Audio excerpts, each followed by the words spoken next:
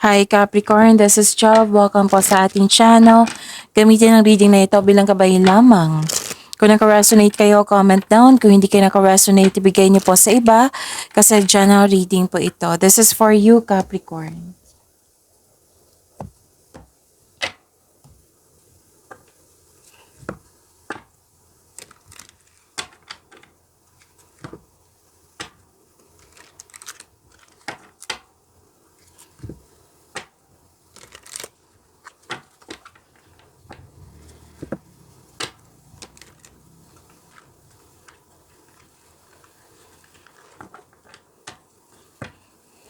Para po ito sa iyo, Capricorn.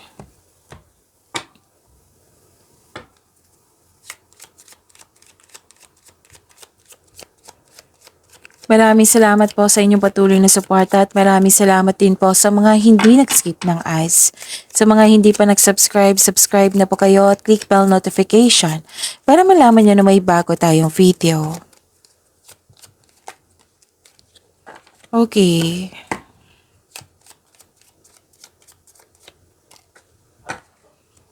May new beginning, bagong simula sa relasyon, connection sa isang tao, trabaho, negosyo, project. Basta bagong simula po. And pwede din may concern kayo sa immature na tao na pwede din may humihi ng time sa iyo na isang bata or ito yung inner child mo. May nakita rin ako ditong anong tawag dito? Na-hired kahit walang experience. At may companion, sinamahan ka ng person, na isang tao na malapit sa iyo na nagbigay ito ng loyalty. Oo, very loyal siya sa iyo at supportive siya sa iyo. Pwede din na may bago kayong kasamahan dyan or kaibigan na magaan ang loob mo sa kanya. Pwede din may bago kayong gamit or pet na magbibigay ng pampers sa iyo. Nakikita ko dito na mas lumawak yung ambisyon mo sa buhay. Mag-ingat lang po kasi may nakita ko dito nagsisinungaling, temptation, pwedeng tuto sa iyo or di kayo concerned to sa third party or may taong malapit na mapanlin lang po.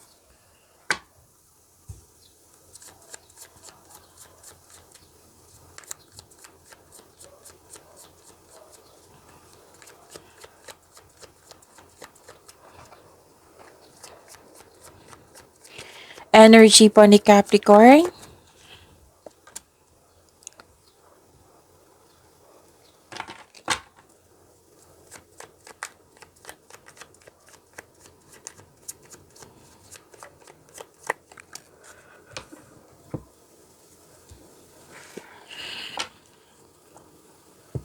Paalala lang po Capricorn, kung may napansin kayo na repeating message, meaning to say pinupush ng course nyo yan. Like for example, nanood kayo sa isang video reading, tapos may napansin kayo na repeating message. At dito rin. So yan po yung pinupush ng course na kailangan nyo bigyan ng atensyon, solusyon at aksyon kung maaari po. So na yung energy ni Capricorn?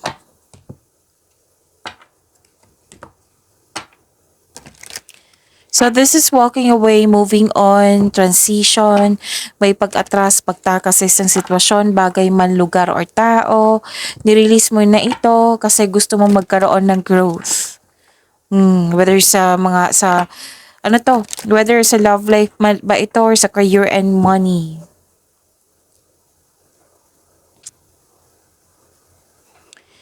Okay, nakita ko rin dito yung clarification ng course dito, oh. 'Di ba may nabanggit ako na tuto sa inyo or di kaya'y concern ito sa third party, lumabas siya dito. So kailangan mo daw yung mga nangyari, accept and free yourself. I-process mo yung nararamdaman mo. You have to move forward.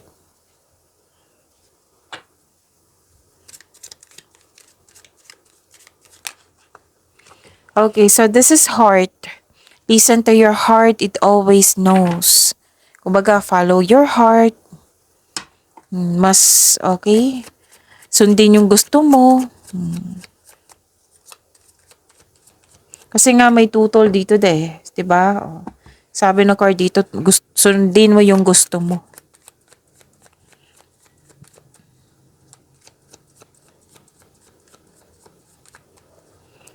Career and money po ni Capricorn.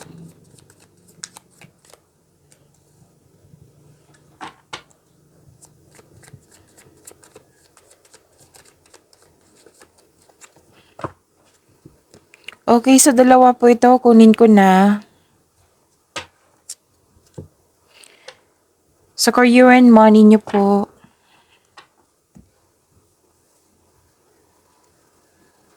You're feeling trapped. Nagkaroon ng restriction po.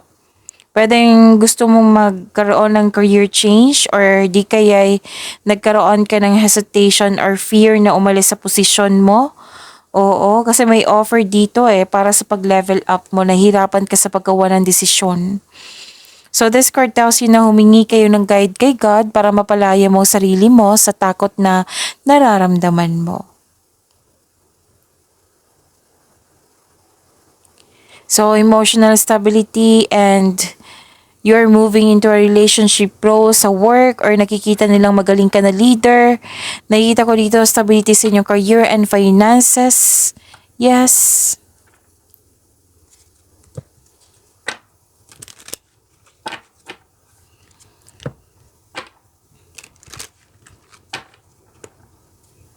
So may biglaang pagbabago. Pero huwag kayong mag-alala sa pagbabago na ito ha, kasi makasuporta to sa inyong growth and expansion. So, this is unexpected, so be ready.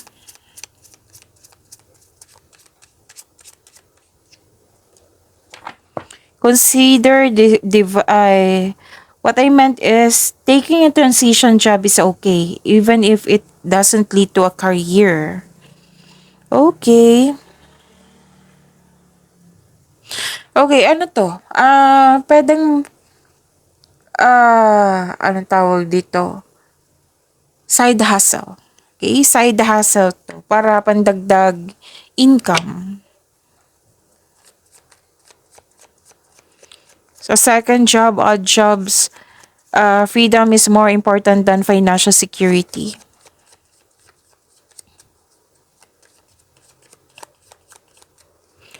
Love life, self-love, partnership, and romance ni Capricorn. Dalawa na po ito. Kunin ko na.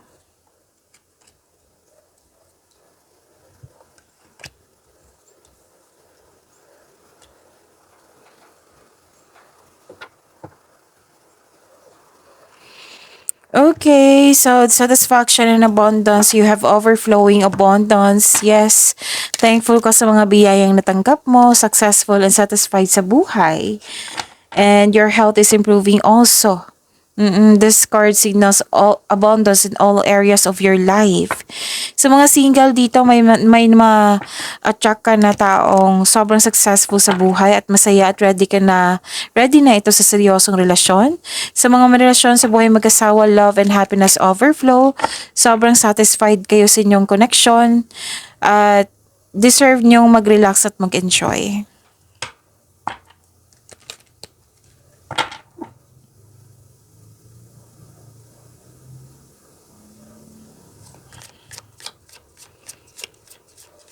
Okay. Dalawang card na mismo nagsabi dito ha, sa mga single dyan na may parating talaga na bagong tao sa inyong buhay or nasa harap mo na. Tapos may mag-abroad din dito oh. Sa buhay mag-asawa sa mga relasyon na maaring nagpasya kayong mag-isa sa inyo mag-abroad. Oo. Posible din na may nanganak kasi may sanggol ako nakikita dito. Dreams, look to your dreams, they hold all the answers you seek. Pag-imanin niyo po yung blessings sa binigay sa inyo. Capricorn, see you tomorrow. Maraming salamat po.